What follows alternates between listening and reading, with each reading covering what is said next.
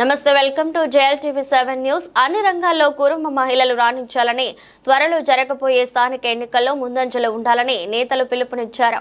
ఉప్పల్ నియోజకవర్గం కురుమ సంఘం ఆధ్వర్యంలో ఉప్పల్లోని కురుమ నగర్లో కురుమ మహిళా సాధికారిక సదస్సు ఆదివారం సాయంత్రం జరిగింది. ఉప్పల్ నియోజకవర్గం కురుమ సంఘం అధ్యక్షుడు రేవు కృష్ణయ్య కురుమ అధ్యక్షతన జరిగింది.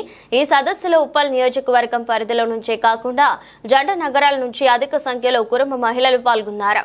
అలాగే రాష్ట్ర కురుమ మహిళా సంఘం అధ్యక్షురాలు శ్రీమతి తమకొండ బాలమణి, బీజేపీ మహిళా మోర్చా అధ్యక్షురాలు డాక్టర్ శిల్పారెడ్డి, ఉప్పల్ కార్పొరేటర్ రజిత పరమేశ్వరరెడ్డి, రాష్ట్ర కురుమ సంఘం ఉపాధ్యక్షుడు గొరిగే రమేష్ కురుమ, రాష్ట్ర కురుమ సంఘం కార్యదర్శి ప్రముఖ న్యాయవాది గొరిగే మల్లేష్ కురుమ, చౌదరిపల్లి పర్వతాలు వెలుగుట్ట చైర్మన్ జెన్నీ రాఘు తదితర ప్రముఖులు ఈ సదస్సులో పాల్గొన్నారు.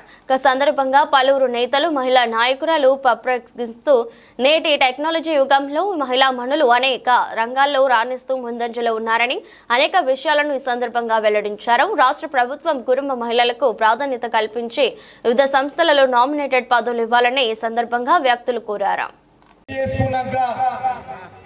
పిల్లలు కానాలి, కొత్త ఇల్లు కట్టుకోవాలి, మంచి భవిష్యత్తు ఉండాలని ఆలోచన చేస్తారు. కానీ ఈ బలహీన వర్గాలకు చదువు లేదు. అందులో ముఖ్యంగా ఆడపిల్లలంటే చిన్న చూపు చూస్తున్నారని చెప్పి జ్యోతిరావు పూలే గారు భార్యకి చదువు నేర్పించి, నువ్వు ఫస్ట్ మన ఆడపిల్లలకి చదువు చెప్పాలి అని చెప్పేశానని ఆమెని చదువు చెప్పడానికి పంపించాడు. అయినా కూడా అవమానాలు చేస్తూ ఆమె పైన పెండ నీళ్లు, గుడ్లు, టమాటాలు విసిరితే నేను వీళ్ళకి చదువు చెప్పలేను, నన్ను చాలా మంది పెద్దలు చదువు చెప్తే మా ఇంట్లో పని ఎవరు చేయాలి అని అంటున్నారు అని అంటే, బ్యాగులో ఒక చీర పెట్టుకోపోతాలి కానీ వాళ్ళకి చదువు చెప్పడం మానకుండా. ఆ రోజు మొదలైంది ఆడపిల్లలకి చదువు చెప్పాలి, వీళ్ళు ప్రయోగం చేయాలి అని సావిత్రిబాయి పూలే వాళ్ళు ఎన్నో స్కూల్స్ ప్రారంభించారు. మరి ఈ మీటింగ్ కి ఎందుకు కూర్చోవాలి నేను ఆమె అనుకుంటే ఈ రోజు మనకి ఇటువంటి పునాది ఉండకపోయేది. చాకలి ఐలమ్మ,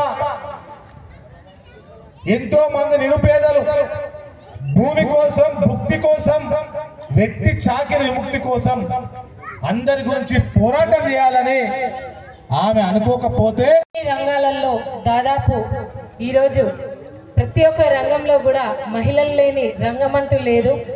భూమి నుండి ఆకాశం వరకు ఏ రంగంలోనైనా మొదటి స్థానం మహిళలదంటే అతిశయోక్తి కాదు.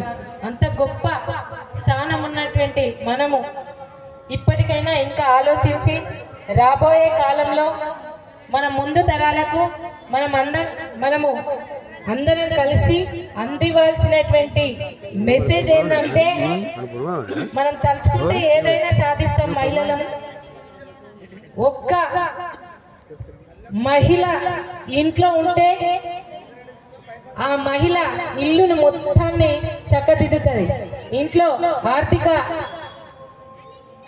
ఆర్థిక పరమైనటువంటి అంశాలు కానీ, ఒక మహిళ ఇంట్లో చదువుకొని ఉంటే ఆ పిల్లలు మంచి చదువులో, మంచి ఉద్యోగాల్లో స్థిరపడతారు. ఎందుకంటే ఆ మహిళ చదువులో, ఉద్యోగాల్లో, ఇంటి పనిలో అన్నింటిలో కూడా రాణించగలుగుతుంది.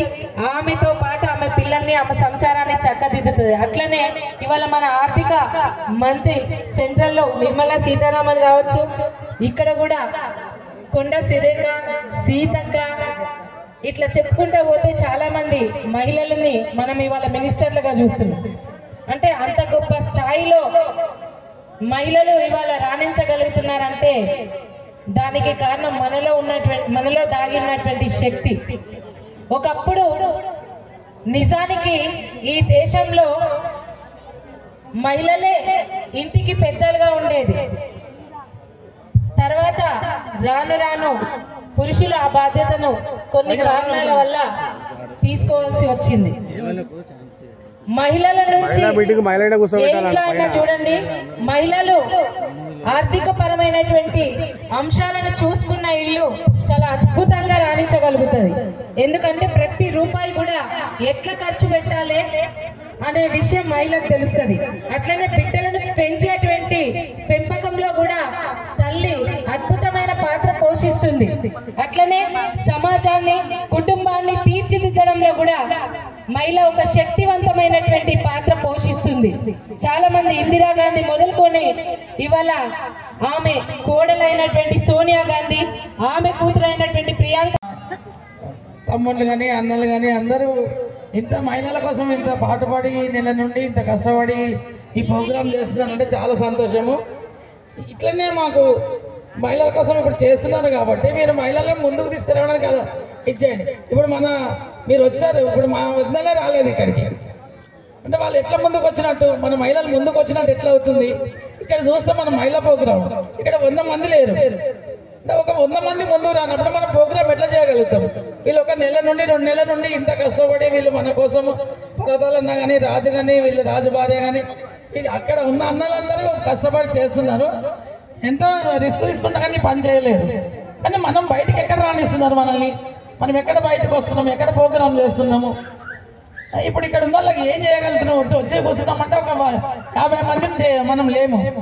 ఒక మహిళ వచ్చి ఒక బండి నడిపిస్తే చూసి ఓర్వలేరు, ఒక మహిళ వచ్చి ఒక కారు నడిపిస్తే చూస్తే ఓర్వలేరు. ఎట్లా మనం బయటకు వస్తాం, ఎట్లా మనం ప్రయోగం చేస్తాం? మహిళ లేని ఇంట్లో ఏ పని కాదు. ఇంట్లో 75% మహిళలే అన్నింటిలో ముందుంటారు. ఇంట్లో ఉండే మహిళలు ఏ పని చేయలేకపోతే మీరు ఏ పని చేయగలుగుతారు చెప్పండి?